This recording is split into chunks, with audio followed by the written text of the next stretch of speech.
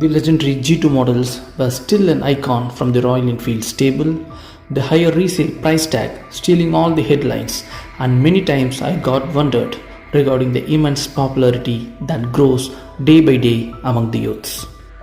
The craftsmanship that delivers the character of pure motorcycling, this is a comparo and a list down of 5 differences between the two legendary G2 motorcycles which belongs to the same year 1965. The first notable difference between these two 65 models is the fenders. Depends upon the year of make, the G2 models have a different type of fenders in their lineup. The G2 models between 1963 to 1967 comes with the bucket fenders. So this 1965 is properly featured with the exact bucket fenders what this model should supposed to have. Meanwhile, as we move on to the second 1965 G2 model, it was fitted with the round fenders at both the ends. Actually, these round fenders were much more older than a 1965 and literally comes only with the early G2 iterations.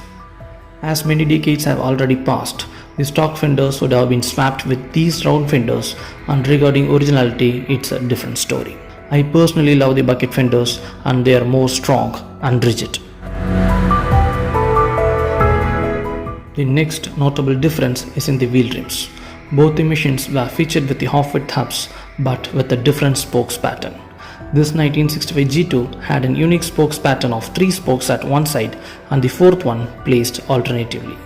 This is the exact proper spokes pattern of a typical G2, but the other motorcycle is featured with an alternative spokes pattern of one left and one right like a B1 model.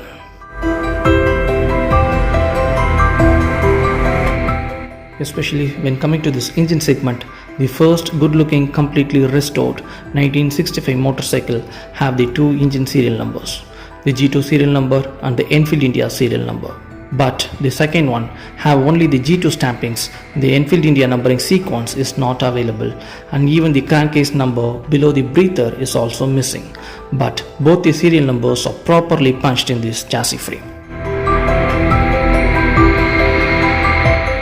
The next notable difference is the toolboxes. This 1965 have a semi-flat toolbox, whereas this second 1965 G2 motorcycle is featured with the flat side panels.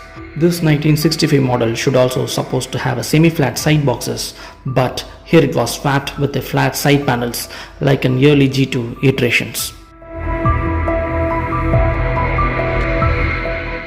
The next notable difference is with the Royal Enfield badges. When we compare the monograms of both the motorcycles, the first one have an original Royal Enfield monogram, whereas the second one have their replicas. Both retain the ignition key slots in the toolbox itself, as per this model was released in 1965. The love towards the legendary G2 models grows day by day, and the only machine ever that loved by a different age group. Hope you like this video. We'll catch you later. Thanks a lot.